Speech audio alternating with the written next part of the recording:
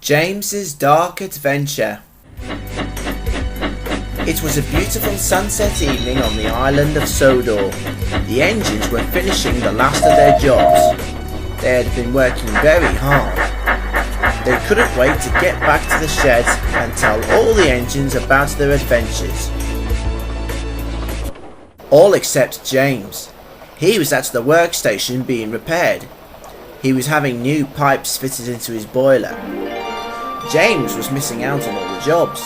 He missed pulling his trains and being with his friends. Victor shunted in with some loaded trucks. "Cheer up, my friend," he smiled. "You'll be fixed up and back at work soon in no time." James heard what Victor said.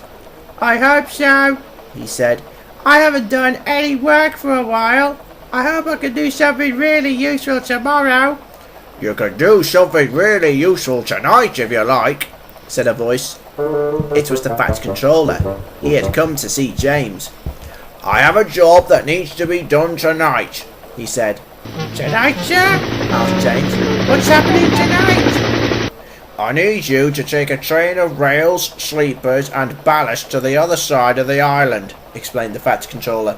"Some section of track needs to be replaced near the station at Kirkronan. The workmen need to start work there first thing tomorrow morning, so they will be staying there for the night. Can you do that for me, please, James?" "Of course I will, sir," replied James. "As soon as the repairs are done on me. I don't know how much longer they will take now." Just then a workman came over to see James. "Good news, James," he said. "The repairs are all done. You can go back to work again now." James was delighted to hear this. "On your way, please, James," said the Fat Controller. "Your train is waiting for you at Sudrian Station." "Yes, sir," smiled James. His driver lit his fire. Then when James was in steam, he puffed away. "Goodbye, Victor, and thank you," he whistled. "That's all right, my friend," replied Victor. "No problem." James puffed happily along the main line. He was looking forward to doing his new job. He didn't get to work at night time that much, so this was something new for him to look forward to.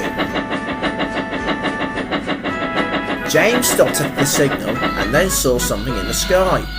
"Look," James called to his driver. "the sky is orange." His driver and fireman looked and were amazed at what they saw. "That's a sunset, James," said the driver. "The sky always turns a different colour when it sets." "I've never seen a sunset like this before," put in the fireman. "It's beautiful." James looked at the sunset too, and then forgot to look at the signal.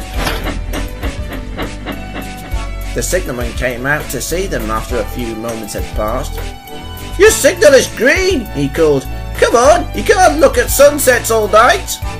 "Come along, James," said the driver. "We can't stay here all day." He pulled the lever and James puffed away. The sky got darker and darker as James puffed along, but he had his bright glowing lamp to help shine his way. By the time James arrived at Sudrian Station, it was dark. He could see his train was waiting for him on the siding. Billy was there too. He was shunting the works coach to the back of the train. The workmen were getting ready to travel in it to Kirkronan Station. James puffed over to the front. Billy puffed over to see him. "There you go, James," puffed Billy. "Your train is ready to go." "Thank you, Billy," replied James.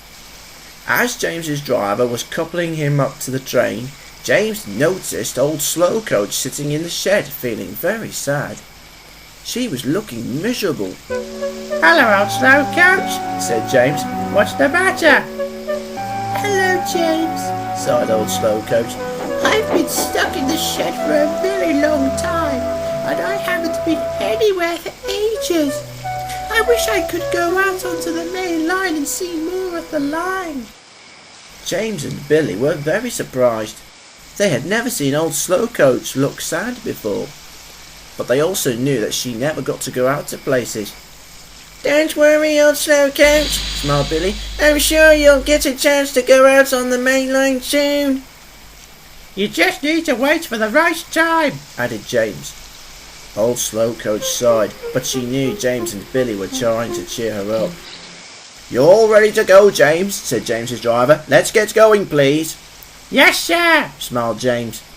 The workmen climbed aboard the works coach, and James's crew climbed back into the cab. The guard blew his whistle, and James set off happily away. But suddenly, there was a loud crack. James had only gone a few yards when the coupling on the works coach broke.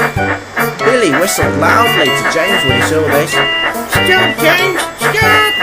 He cried. James's driver heard the whistle and looked back to see what had happened.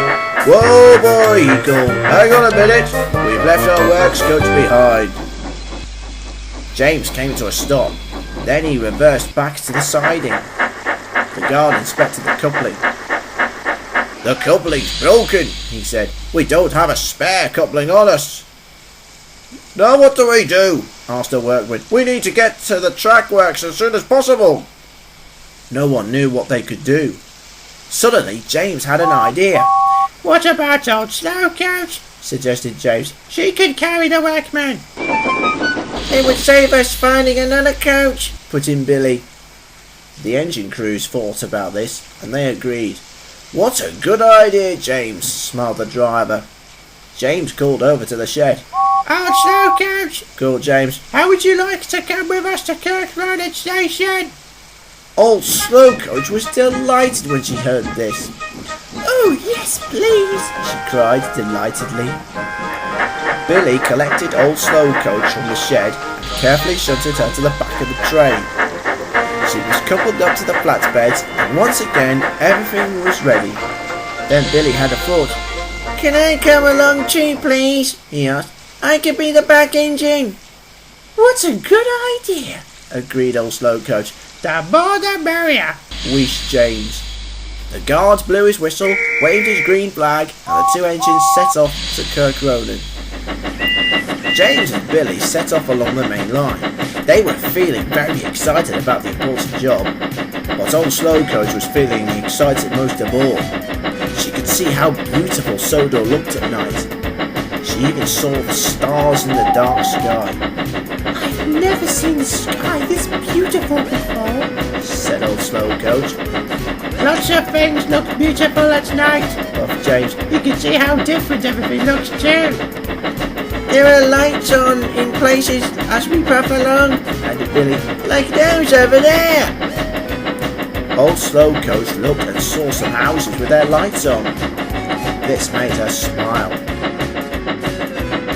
They approached the junction. James knew he would have to stop at the signal, but as he got closer, he could see that his signal was green. This made James feel very pleased. Full steam ahead, he whistled. But James didn't know that the signalman had fallen asleep in the signal box. He had forgotten to set the signal to red. The clatter of the trucks woke up the signalman, but when the signalman saw what had happened, he was too late. He ran outside and shouted out, "Stop!" he shouted at the top of his voice. "Come back!" But the engines didn't hear him. They were too far away. James rounded a bend and blew his whistle. Then there was trouble. Rosie was on the same track, coming the other way. She was finishing her last job of the day. She was taking a goods train back to Knapford Station. When Rosie saw James coming, she was shocked. Stop, James! Stop! She whistled loudly. Why? Shouted James. Stop! Stop me! Cried Old Slowcoach. James, Billy and Rosie put their brakes on as hard as they could. Luckily, they managed to stop just in time. Phew, sighed Billy. James, what are you doing? Asked Rosie. You're not supposed to be on this line yet. But my signal was green, replied James. It looked alright to me. But I had to come through the junction first before you can go, protested Rosie. James was puzzled, but then his driver realised what had happened. The signalman must have fallen asleep, he exclaimed. We'll have to go back, James. James knew his driver was right, so he and Billy puffed back to the junction slowly and carefully. They returned to the junction and the signalman set the points so that Rosie could change tracks. Thank you, James, and thank you, Billy, smiled Rosie. James and Billy whistled to Rosie as she puffed away. The signalman came out to see them. "I'm sorry about all of that," he apologised, "but it should be safe for you to go now." He went back inside and set James's signal to green. "Come on, old boy," said James's driver. "Let's try again, shall we?" James whistled and he and Billy set off again from the junction. They carried on up the line, feeling quite surprised at what happened. I've never seen a signalman fall asleep at his post before, said Billy. Neither have I, agreed Old Slowcoach. Then again, I've never been out that much at night time, so I wouldn't know. Never mind, called James. At least we're on our way now and making up for lost time. They puffed over the viaduct as they neared Edward Station. They could see the station up ahead and that the station master was on the platform. He was waiting for Edward to return with his last passenger train. James whistled a friendly hello as he passed through the station. Billy did the same thing. "Hello, James," called the station master. This made James feel very happy. Old Slowcoach was still admiring all the beautiful sights as they travelled along. She saw an owl fly over a roof. Billy thought the owl looked pretty. I like working at night, he smiled. So do I, replied Old Slowcoach. It makes a change from being in the shadows sliding all day. Then they approached another junction. This was where the engines had to change tracks to go to Kirkronan. James whistled to the signalman to let him know he was coming. The signalman heard the whistle and set the signal to red. James called to Billy to put his brakes on as they got closer to the signal. Both engines slowed to a stop and rested their wheels. As they did so, Murdoch raced by with a heavy goods train. "Good evening, James," he whistled happily. Before James could reply, his signal turned to green. Off we go again, Billy, called James. Let's go, said Billy. The engines set off across the point and onto the track and headed for Kirkronan Station. "Not far to go now, James," said James's fireman. "Now we can have a rest at the station." James thought this would be a great idea. "I can't wait to get to the shed," he said. Suddenly, James's bright lamp went out like a flash. This shocked James. "Help!" he cried. "Help! I can't see!" James blew his whistle loudly to tell Billy they needed to stop. "James is whistling," laughed Billy. "What's wrong?" "I think we'd better stop and check," replied his driver, putting a hand on the brake. The train came to a slow and steady stop. The engine crews went to see what had happened. James told his driver about his lamp going out. His driver tried to get it lit up again, but nothing happened. The fireman had a go. Still nothing. Billy's crew gave it a try, but the lamp just wouldn't come back on. "It's no good, James," sighed his driver. "We can't get your lamp on again." "That means we're stuck," said the fireman. "We can't go any further without a lamp." "Oh no!" groaned James. "And we were going so nicely too." "Can't we help, James?" shrugged the driver. "We'll have to get help." Billy's crew explained to Billy and Old Slowcoach what had happened. Billy was sad to hear this. "If only we had another lamp somewhere," moaned Billy. "Then we could carry on." "But we don't have a spare lamp," put in Billy's fireman. Old Slowcoach was wondering what they could do. Then she noticed her lamp on top of her. This gave her an idea. "Excuse me, sir," she pondered. "Why don't you use my lamp?" Billy's driver was very surprised, and then he clicked his fingers. "Old Slowcoach, you're a genius!" he cheered. "Well done, Old Slowcoach," wheezed Billy. The drivers and firemen quickly got to work.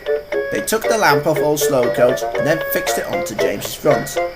James was very pleased about this. At last, the lamp switch was done and all was ready again. "Let's go, James," called the driver. "We should be able to make it now." "Yes, sir," cried James. "Off we go, Billy and Old Slowcoach." "Ready to go," whistled Billy. Their drivers pulled the levers and the two engines set off again. James felt much better as they hurried along the line. Old Slowcoach's lamp shone like the stars in the sky. We're going to make it! We're going to make it! Thought James. At last, James could see Kirkronan Station up ahead. The lights in the station glowed as they approached the platform. James and Billy put their brakes on, and slowly the train came to a stop. "We made it!" cried Billy. "Hooray!" cheered Old Slowcoach. The station master came over to see them. "Thank goodness you are all here," smiled the station master. "I was getting worried." So did we, replied James. "You won't believe the adventure we had tonight." The workmen climbed out of Old Slowcoach and walked over to see James. "Thank you for bringing us here, James," they said. Then the workmen left the station and went off to find a place to sleep. Billy shunted Old Slowcoach to another platform, and then James pushed the flatbeds to a nearby siding. Then James and Billy went to the sheds near the station to get a good night's sleep. They were both tired but happy to have made it. The drivers and firemen put out their fires and emptied their fireboxes. Then they waved goodbye and went off to bed. "What a trip that was, James," whispered Billy.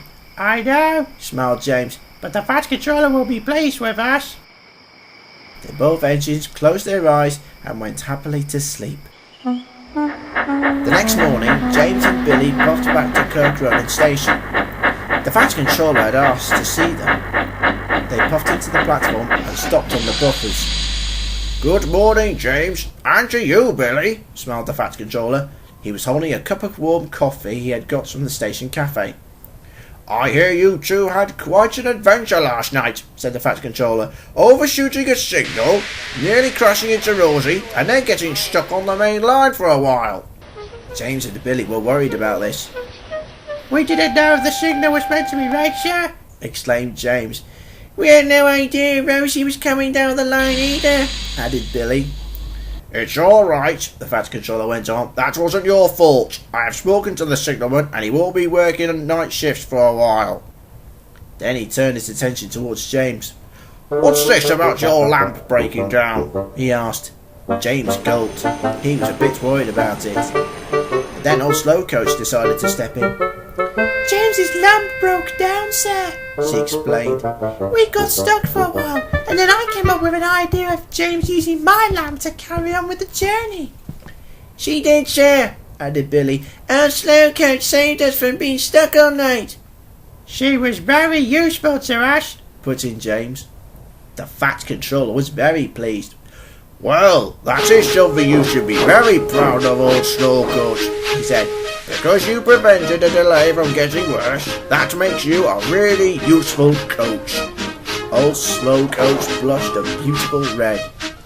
"And because all of you worked very well together last night," finished the Fat Controller, "you have all proven to me that you are all indeed really useful." James, Billy and Old Slowcoach were very happy. They felt very pleased to have been very useful. As the Fat Controller went to have some morning toast from the cafe, the three friends spoke about the journey they had. "That was the best journey I've ever had," smiled Old Slowcoach. "It was very exciting indeed," agreed Billy. "I like a great adventure." "So do I," grinned James. "but I think I'll stick to having my adventures in the daytime. It's much more fun, and I don't need to use my lamp." "Except when you go into a tunnel," joked Old Slowcoach, and the three friends laughed happily together.